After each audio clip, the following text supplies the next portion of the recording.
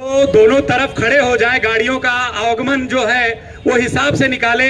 अगर नहीं निकलने लायक है तो 10 बजे तक रोक दिया जाए, मगर बराए मेहरबानी कार्यक्रम को ना डिस्टर्ब किया जाए। पुलिस विभाग से, पुलिस अधिकारियों से मेरा निवेदन है, प्लीज आप अपने कर्तव्य की निष्ठा पे ध्यान दें और अपने काम को यहाँ पर व्यवस्थित हमारा कार्यक्रम चल सके इसका ध्यान रखें।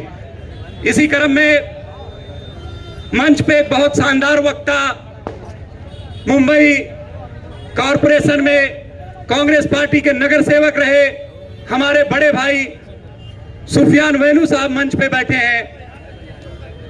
शब्दों के लाजवाब जादूगर, माशाअल्लाह, उनके बारे में जितने भी शब्द कहे जाए कम हैं। वो आपके सामने आएंगे और आपको आने वाली 20 तारीख को कांग्रेस को ही क्यों वोट देना है, ज्योति ताई गायकवाड़ जी को ही क्यों देना है और धारावी के हित के लिए क्या बेहतर है, ताकि 20 तारीख को आपका वोट, आपके घर परिवार का वोट एक मुश्त कांग्रेस पे पड़े।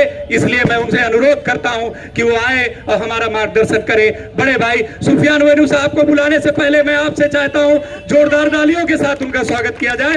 बड़े भाई सुफियान वैनू साहब मंच पे।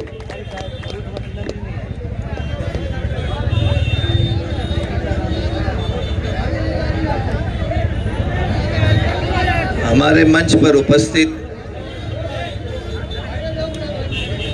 धारावी की भावी आमदार,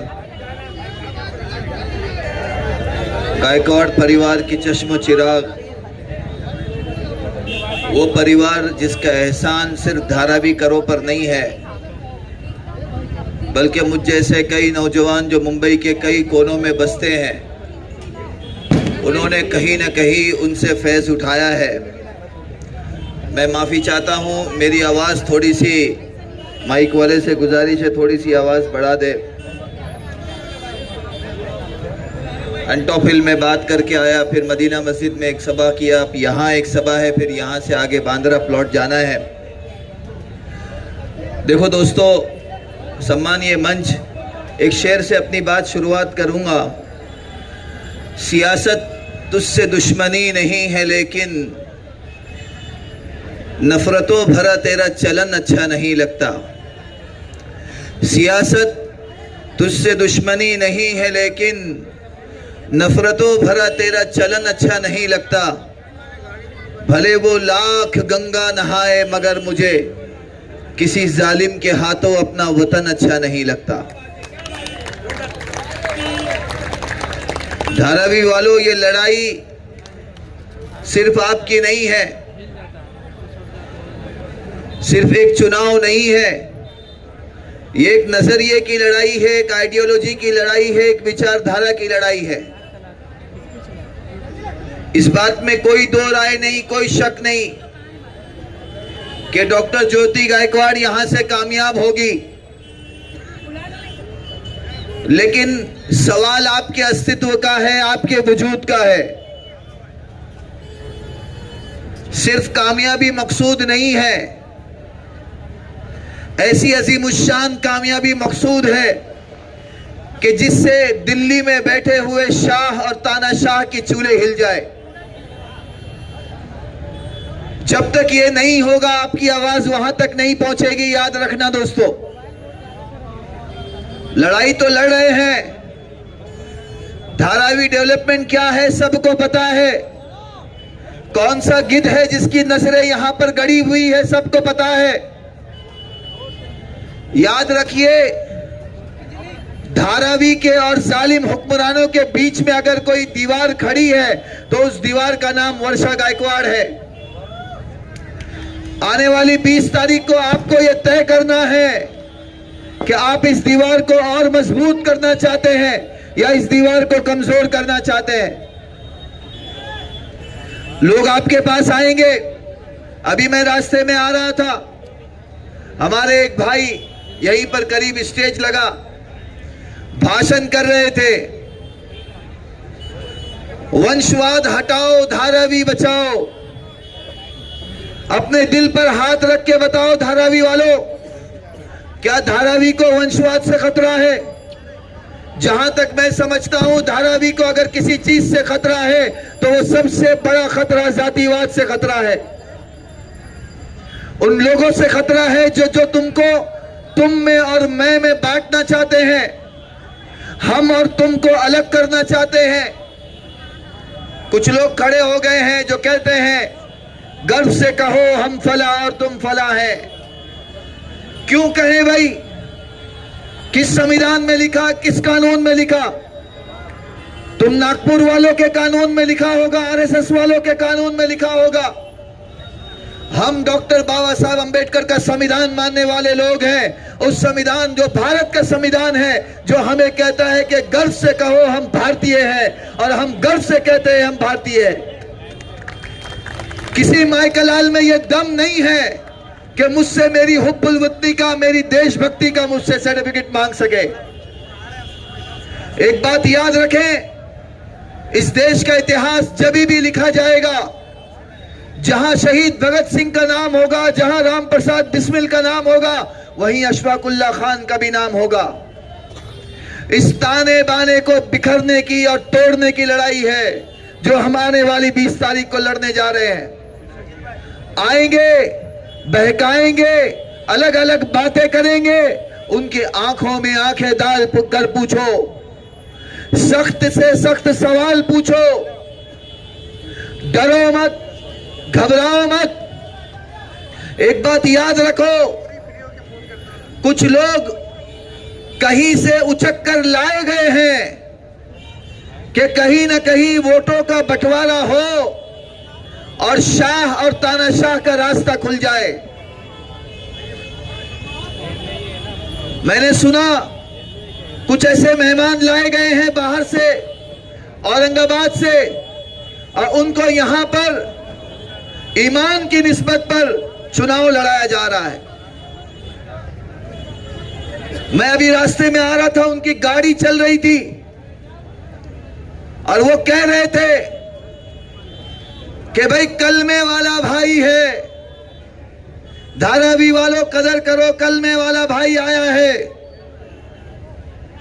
दोस्तों, मैं भी नगर सेवक हूं, मैं भी कॉर्पोरेटर हूं। मेरे वालिद साहब भी कॉर्पोरेटर थे। मुंबई में 7 मर्तबा हम चुनकर आए हैं।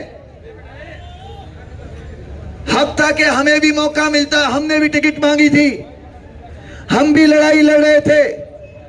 लेकिन जिस दिन पार्टी ने तय किया नहीं आपको इंतजार करना होगा, हमने अपने दिल पर हाथ रख के कहा कि नहीं, ये सुफियान वनू का मफाद हो सकता है कि वो एमएलए का इलेक्शन लड़े, लेकिन कौम का मफाद है, देश का मफाद है कि पार्टी की आवाज बनकर पार्टी के लिए रास्ते पे उतरकर भीख मांगे।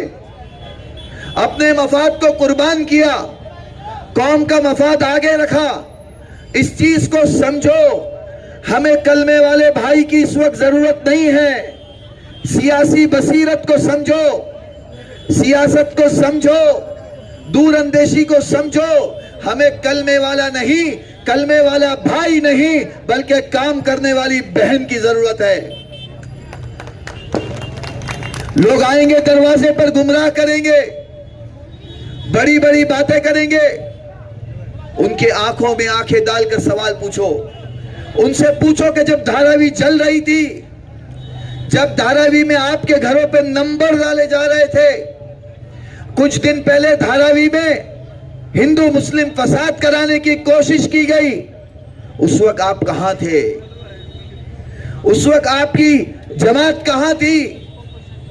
आपके लिए अगर रास्ते पे उतरकर कोई लड़ा है तो उसका नाम वर्षा गायकवाड़ है। कोविड आपके सामने से गुजरा, बड़े से बड़ा नेता अपने घर में चुप कर बैठा हुआ था। कहां था आपका खासदार?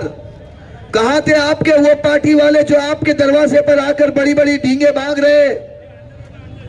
उनको पूछे कि जब मौत हमारे दरवाजे पर नाच रही थी, कोई पूछने वाला नहीं था। उस वक्त ये वर्षा गायकवाड़ अपनी जान जोखिम में डालकर आपके लिए रास्ते में उतर कर लड़ रही थी। आपसे हम अपना हक मांगने आए हैं। याद रखें, गायकवाड़ परिवार ने आपको दिया है। ये धारावी जो आज सलामत है, वो गायकवाड़ परिवार की देन है। कई लोगों की, कई गिद्धों की नजर है। किसी को अच्छा लगे, किसी को बुरा लगे, कोई फर्क नहीं पड़ता। मैं राहत इंदौरी जी का वो शेर है जो हमेशा सुनाता हूं। हमारे मुंह में जो है वही सदाकत है। भाई सदाकत म्हणजे सच्चाई।